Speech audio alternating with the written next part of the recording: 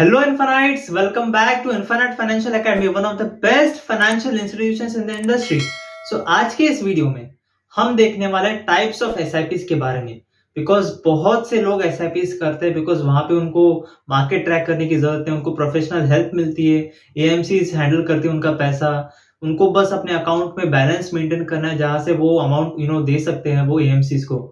तो बहुत से लोग प्रेफर करते हैं कि वो एसआईपीज करें बिना डायरेक्टली स्टॉक मार्केट में इन्वेस्ट करें, क्योंकि स्टॉक मार्केट में डायरेक्टली इन्वेस्ट करने के लिए उनको रोज ट्रैक करना पड़ेगा मार्केट। तो वो प्रेफर करते हैं कि एसआईपी कर लेंगे, हर मंथ की करेंगे या फिर क्वार्टरली कर लेंगे या फिर हर साल की कुछ लमसम अमाउंट कर सकते हैं, या फिर वो एक ही साथ में एक लमसम अमाउंट एक एएमसी में डाल सकते हैं किसी एक पर्टिकुलर फंड में। तो काफी लोग एसआईपीज करते हैं बट उनको टाइप्स ऑफ एसआईपीज नहीं पता है काफी लोगों को। तो आज के इस वीडियो में हम टाइप्स ऑफ एसआईपीज एक्सप्लोर करने वाले हैं जो काफी बेनिफिशियल हो सकते हैं इंडिविजुअली। तो वीडियो को पूरा जरूर देखना एंड वीडियो पसंद है तो लाइक करना मत भूलना। एंड अगर आपने इस चैनल को सब्सक्राइब नहीं किया है तो जल्दी से सब्सक्राइब कर लीजिए। इन्फिनिट फाइनेंशियल एकेडमी एडुफिनटैक लैब्स का ऑफिशियल चैनल है जहाँ पे हर संडे फाइनेंस रिलेटेड कंटेंट आते रहते हैं, तो सब्सक्राइब करना मत भूलना। आइए शुरू करते हैं वीडियो को। तो सबसे पहले दोस्तों, रेगुलर एसआईपी जो आप एक फिक्स्ड अमाउंट बताते हो किसी एएमसी को कि मेरा ये फिक्स्ड अमाउंट इस फंड में जाना चाहिए हर मंथ के इस तारीख को। अब ये हो गया रेगुलर एसआईपी कि हर मंथ उस तारीख को आपके बैंक अकाउंट में से इतना अमाउंट इस फंड में इन्वेस्ट हो जाएगा। अब ये तो हो गई रेगुलर एसआईपी।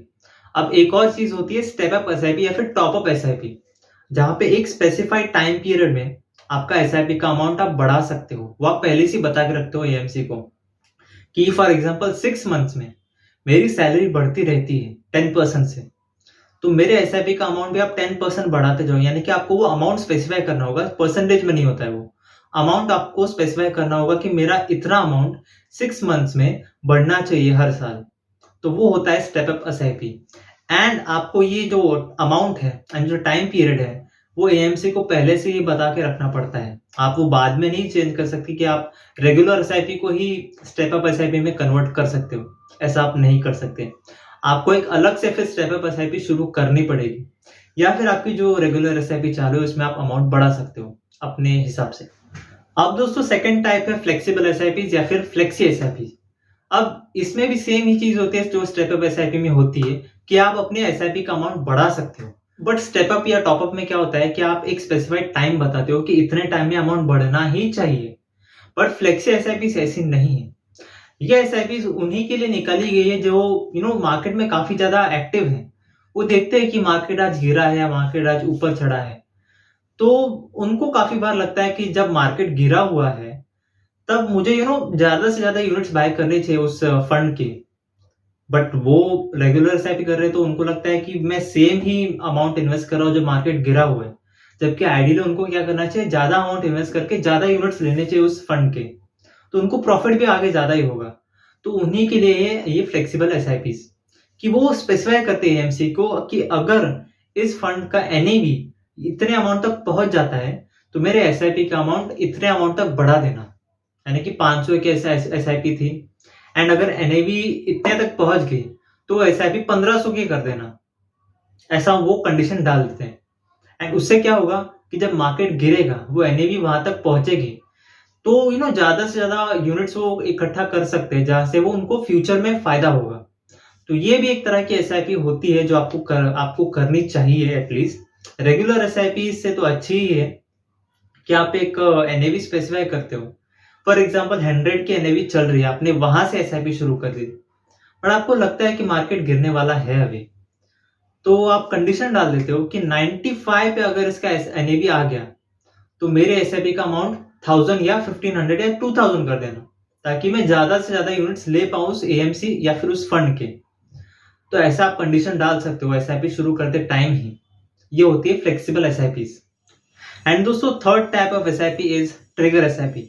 अब ये भी थोड़ा बहुत सिमिलर है फ्लेक्सिबल एसआईपी की तरह ही है, बट इसमें क्या होता है ना कि आप एक कंडीशन डालते हो एंड अगर वो कंडीशन सेटिस्फाई होती है तभी आपका वो जो ट्रिगर आपने जो भी डाला है कि मेरा अमाउंट एसआईपी का इतना बढ़ना चाहिए 10% से 20% या फिर कोई स्पेसिफाइड अमाउंट आप डालते हो तो उतना अमाउंट वो बढ़ जाएगा एसआईपी का। एंड ये स्पेसिफिकली उन लोगों के लिए जो काफी बिजी रहते हैं, उनको मार्केट ट्रैक करने का बिल्कुल भी टाइम नहीं रहता है, तो वो ऐसी कंडीशंस डाल के रख सकते हैं कि अगर सेंसेक्स 10% से बढ़ा ऊपर गया तो मेरे एसआईपी का अमाउंट 20% से ऊपर जाना चाहिए। तो वहां पे उनको कोई भी मार्केट ट्रैक करने की जरूरत नहीं, कुछ भी नहीं। फॉर एग्जाम्पल अगर सेंसेक्स अभी करंटली चल रहा है 66,000 पे, तो कोई भी ऐसा कंडीशन डाल सकता है कि अगर ये 67,000 टच करता है तो ही मेरी ये एसआईपी जानी चाहिए। तो ऐसे आप स्पेसिफाई कर सकते हो अपने एसआईपी को, जिसे हम ट्रिगर एसआईपी कहते हैं। एंड आप ट्रिगर ये भी डाल सकते हो कि अगर ये एनएवी 10% बढ़ता है या फिर जो भी अमाउंट आप स्पेसिफाई करते हो कि फॉर एग्जांपल 10 रुपए से बढ़ा एनएवी, तो मेरे एसआईपी का इन्वेस्टमेंट अमाउंट 500 रुपए से बढ़ना चाहिए। तो ऐसे आप कंडीशंस डाल सकते हो। जो जब भी वो ट्रिगर मेट होगा, यानी कि अगर वो एनएवी 10 रुपए से बढ़ गया तो आपका एसआईपी का अमाउंट भी बढ़ जाएगा उतने रुपयों से, या फिर जो भी परसेंटेज आपने वापस स्पेसिफाई किया है। तो ये भी एक बहुत ही अच्छा ऑप्शन है जो आप यूज कर सकते हो अपने एसआईपी के लिए, जहां पे आपको मार्केट ट्रैक करने की जरूरत नहीं, कुछ भी नहीं। वो ऑटोमेटिकली वो अमाउंट आपको बढ़ के हो जाएगा, इन्वेस्ट हो जाएगा उस फंड में पर्टिकुलरली। बट उसके लिए आपको अपने बैंक अकाउंट में बैलेंस रखना होगा, क्योंकि अगर वो कंडीशन सेटिस्फाई हो गई एंड आपके बैंक में पैसे ही नहीं है, तो वो ट्रिगर नहीं हो पाएगा, वो इन्वेस्टमेंट नहीं कर पाएगा, ऑटोमेटिकली मिस हो जाएगी साइकिल वहां पे। तो ऐसा आपको नहीं करना है, आपको बैंक में बैलेंस ज्यादा रखना पड़ेगा। अगर आपने ऐसी कोई कंडीशंस डाली है, फ्लेक्सिबल एसआईपी अगर आपने ली है, या फिर आपने स्टेप अप एसआईपी ली है, या फिर आपने ट्रिगर एसआईपी ली है, तो आपको अपने बैंक अकाउंट में बैलेंस ज्यादा रखना पड़ेगा, जो जिस भी तरह के आपने एसआईपी करके रखी है। बिकॉज वो डेट जो है वो आपने स्पेसिफाई की है, वो मिस नहीं होनी चाहिए, उससे प्रॉब्लम हो सकती है। एंड अगर आपको ये वीडियो आज का पसंद आया हो तो लाइक करना मत भूलना, एंड चैनल को सब्सक्राइब करना भी मत भूलना। सो मिलते हैं अगले वीडियो में। Thank you for watching.